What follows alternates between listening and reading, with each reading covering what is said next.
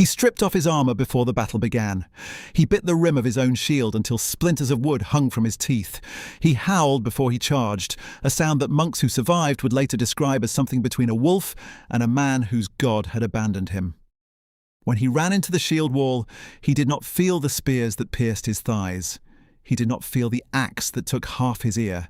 He did not stop swinging until the enemies in front of him were dead, or he was. For 200 years, Christian kings prayed against him.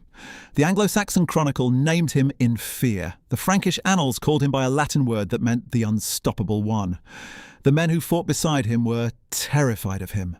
The men who fought against him sometimes broke and ran the moment they saw his eyes. He was the Berserker. And modern scientists, after 2.5 centuries of debate, believe they finally know what was in his blood.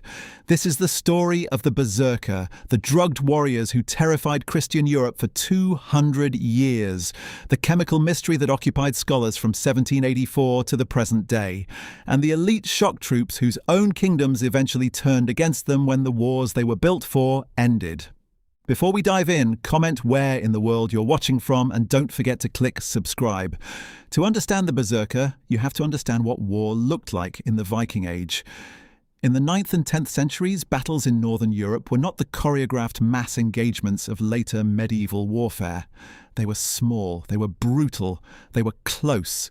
A typical Viking raid involved between 50 and 300 men. A large pitched battle between kingdoms might involve a few thousand. Combat happened at arm's length. Spears were thrown, then dropped.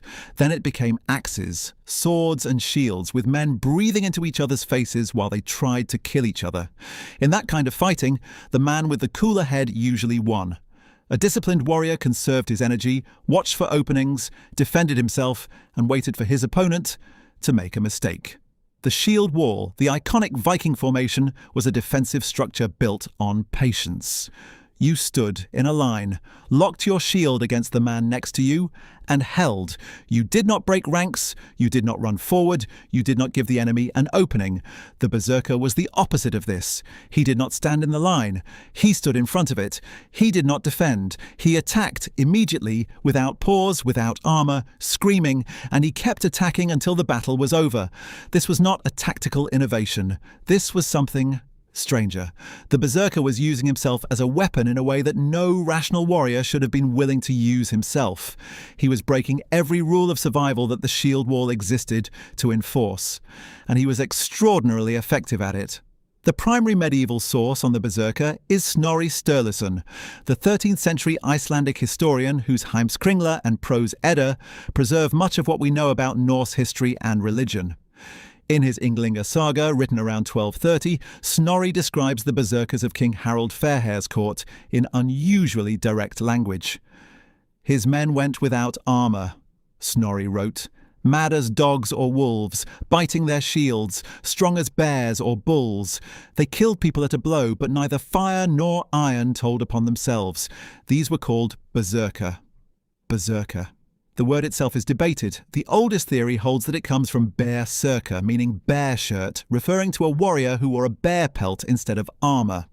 A competing theory derives it from Berserker, bear shirt, referring to a warrior who fought without armour at all. The 11th century skaldic poet Hornclothy described them as men who rushed forward without armour, mad as dogs or wolves, biting their shields, strong as bears or bulls. They killed people at a blow. The biting of the shield is one of the few details that appears across every source. It is also visible in the archaeological record. Among the Lewis Chessmen, a set of 12th century chess pieces carved from walrus ivory and discovered on the Isle of Lewis in Scotland in 1831, there are 4 berserker pieces. Each one is depicted gnawing on the top edge of his shield, eyes wide, mouth distorted around the wooden rim. This is what the men who lived among berserkers thought they looked like. The behaviour was so consistent, so reliably described across so many sources, that beginning in the 18th century, scholars started asking an obvious question. What was actually happening in their bodies? In 1784, a Swedish theologian and botanist named Samuel Erdmann, a student of the famous botanist Carl Linnaeus, published a paper proposing a theory that would dominate the discussion for the next 2.5 centuries. Odin had been studying the practices of Siberian shamans, who used a red-capped mushroom called Amanita muscaria, also known as fly agaric, to enter ritual trance states. He noticed that the descriptions of Siberian shamanic intoxication matched in several respects the descriptions of berserker behavior in the Norse sagas. His hypothesis was simple. The berserkers he proposed were eating fly agaric mushrooms before battle to induce a chemical rage state. Odin never tested the theory. He never tried the mushrooms himself. He never produced any direct evidence linking Norse warriors to Amanita muscaria. But the theory was elegant, and it became influential. By the 19th century, it had entered popular culture. By the 20th century, it was the dominant explanation in textbooks. And in 1956, a neurochemist named Howard Fabing decided to test it. Fabing was working at the Veterans Administration Hospital and the Ohio State Penitentiary in Cincinnati. He had access to volunteer subjects, mostly prison inmates, and he was studying the neurochemistry of a compound called bufotenine, found in certain fungi, including, at the time it was believed, fly agaric. He published his findings in a paper titled Ongoing Berserk, a Neurochemical Inquiry.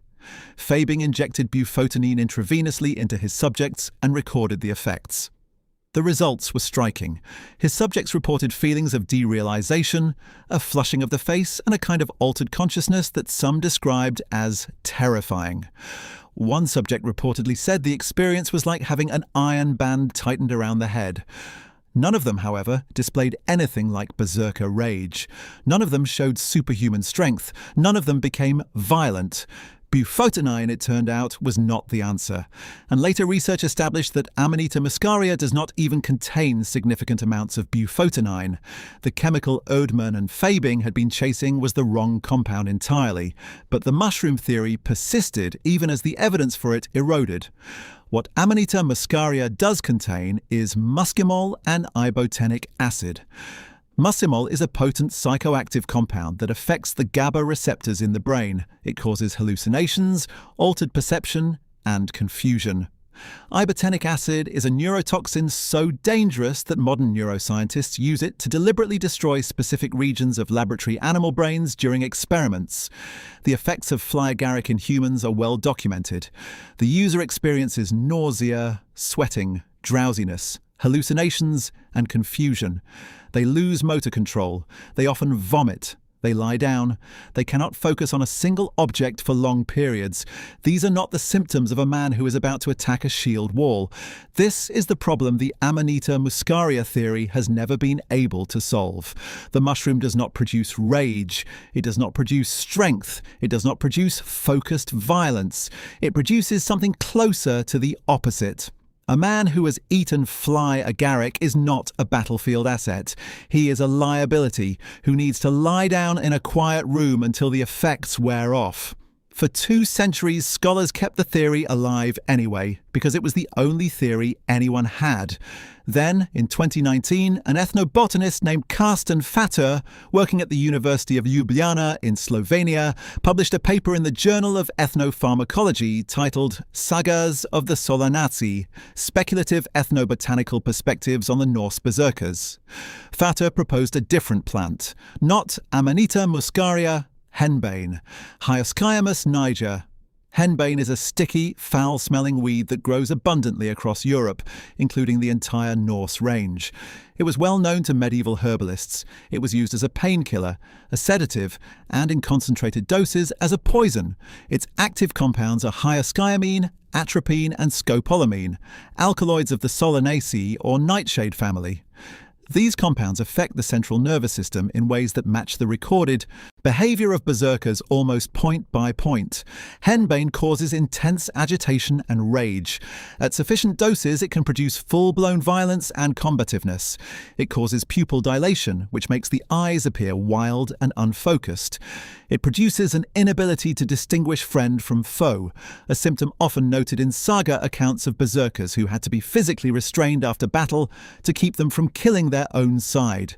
It causes hypothermia, intense sweating, and overheating, which would explain the documented behavior of berserkers stripping off their armor and fighting bare-chested in cold climates.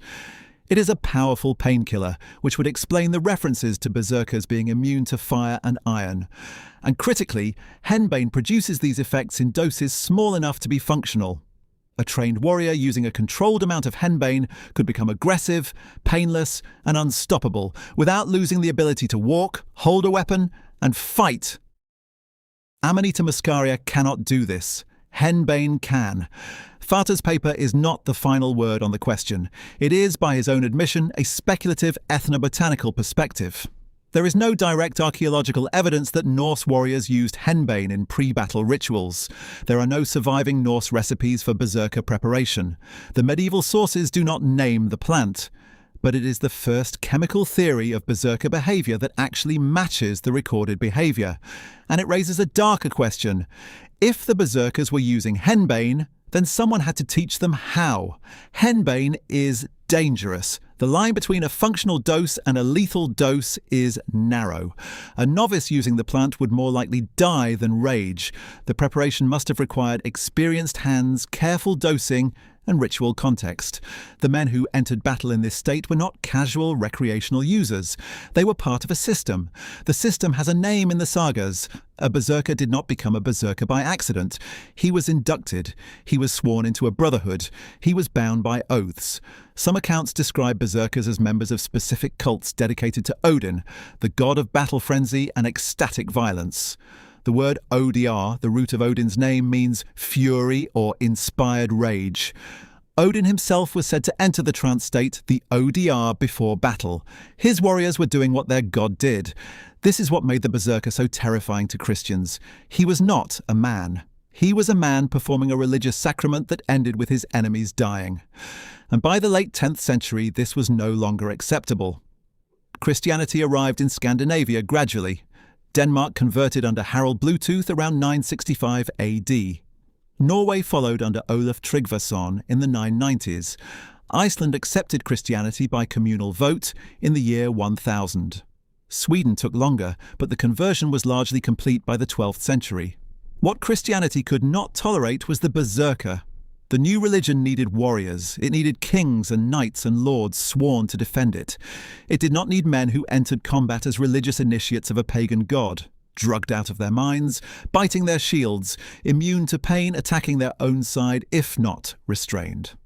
The Christianized kingdoms began passing laws. In 1015, the new Christian king of Norway, St. Olaf Haraldsson, the same king who would later die at Stiklestad, issued a law specifically banning the practice of going berserk. Anyone caught entering the berserker state was to be outlawed. Outlawry in Norse law meant the loss of all legal protection. The outlaw could be killed by anyone without legal consequence. He was, in the most literal sense, no longer a person. In 1123, the Icelandic law code, the Gragas, included a similar provision. Berserker behavior was now a crime. The men who had once been the elite shock troops of Norse warfare were now criminals by definition. The cult was dying. By the year 1100, the berserkers had largely disappeared from contemporary accounts. They survive only in retrospective sagas written by Christian Icelanders looking back on a vanished pagan world. Snorri Sturluson, writing in the 13th century, treats them as historical figures from a previous age. He describes their rage in the past tense. The last great berserker scene in the historical record comes from the Battle of Stamford Bridge in 1066. This was the battle where the Norwegian king Harald, Hardrada, sometimes called the last great Viking, was killed trying to invade England. The English king Harold Godwinson had marched his army north to meet the Norse invasion. On September 25th, 1066, the two armies faced each other across the River Derwent. A wooden bridge crossed the river, and the English needed to cross it to engage the Norse main force on the far bank. A single Norse warrior held the bridge. According to the Anglo-Saxon Chronicle and later medieval sources, this lone Norseman, armed with a great axe, killed every English soldier who tried to cross. He held the bridge for hours. The English could not push past him. He killed, by various accounts, between 40 and 100 men, single-handed, on a span of wood 12 feet wide. He was eventually defeated only when an English soldier floated downstream in a barrel and stabbed him from below, through the planks of the bridge, with a long spear. He has no name in the sources. We do not know who he was. but the behavior is unmistakable. He fought without rest. He killed without fear. He did not retreat. He did not negotiate. He did not surrender. He was the last berserker, dying on a bridge in northern England as the Viking Age died around him. After Stamford Bridge, the berserker disappears from history. There is no equivalent figure in later medieval warfare. The knight, who would dominate the next 4 centuries of European combat, was the berserker's opposite. The knight was armoured. The knight was disciplined. The knight fought in formation, swore oaths to Christian lords, and accepted ransom for captured enemies. The knight was a professional soldier in a Christian feudal order. The berserker had been something older, something the New World had no place for. What does the berserker tell us beyond the chemical mystery and the cinematic violence? He tells us that the Viking Age had a category of human being that we no longer have. A man whose religion, profession, and chemistry combined to produce a state of being that modern civilization does not permit. A man who entered battle as a sacrament. A man whose strength came from a willingness to dissolve himself in something larger and more dangerous than ordinary courage. He tells us that the boundary between drug, religion, and warfare was, in the pre-Christian world, much thinner than we tend to assume. The Greeks had their oracles drinking from vapours. The Aztecs had their warriors eating peyote. The Norse had their berserkers possibly drinking henbane preparations in ritual contexts before they walked into the fighting. We tend to call these things superstition or barbarism. The men who used them called them religion, and he tells us about the cost of Christianization. The new religion brought literacy, monastic learning, hospital care, written law, and the slow transition of Scandinavia from a network of warring chieftains into something resembling modern nation-states. These were gains, but it also extinguished something. The berserker was outlawed not because he was ineffective. He was outlawed because he was incompatible with a society that wanted to be at peace, that wanted to write contracts, that wanted to send its sons to be educated by monks instead of bound into wolf cults, sworn to a one-eyed god. By the 12th century, the cult was gone. The plant knowledge, if it had ever been formal, was lost. The rituals were forgotten. The men who had inherited the lineage either died with it or converted away from it.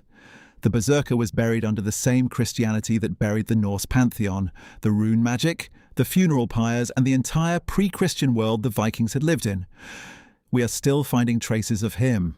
The Lewis Chessmen, with their berserker pieces gnawing their shields, sit in the British Museum and the National Museum of Scotland. The Ynglinga saga is still in print. Carsten Fatter's paper on henbane is available in any university library. The shield bite marks have been identified on actual Viking Age shields recovered from Scandinavian bog burials. And every few years a new theory surfaces. New plants, new compounds, new interpretations. The mystery of what was in the berserker's blood is not solved, even now. But we know something the medieval Christians who outlawed him did not know. He was not a demon. He was a man performing the oldest known combination of chemistry, religion, and warfare in European history. He was an elite warrior. Trained from boyhood, sworn to a god, dosed with a precise amount of a dangerous plant, and unleashed against enemies who had no equivalent. He was, for 200 years, the most feared individual soldier in Northern Europe. And then he was made illegal, and he disappeared, and the men who took his place were knights and bishops and kings in chainmail with crosses painted on their shields. And that is the berserker. The drugged shock troops of the Viking Age, the warriors who entered battle as religious initiates of Odin, the men whose rage was chemical and whose strength was theatrical, and whose immunity to pain was probably real. The fighters who terrorized Christian Europe for 2 centuries until the Christianized kingdoms of Scandinavia outlawed them and replaced them with men who fought for a different god under different rules. The last of them died on a bridge in 1066, alone, holding back an army with an axe, and we do not know his name. What we know is what the chronicles say. He killed everyone who came at him. He did not stop. He did not feel the wounds. He did not run. And when the English finally killed him from below, through the planks of the bridge, with a long spear from a barrel in the river, what they killed was not just a man. It was the last echo of a religion that had taken its warriors into battle, drugged, screaming, biting their shields, mad as dogs or wolves, strong as bears or bulls, killing people at a blow, but neither fire nor iron telling upon themselves. These were called Berserker, and after Stamford Bridge there were no more. Thanks for watching, and we will see you in the next one.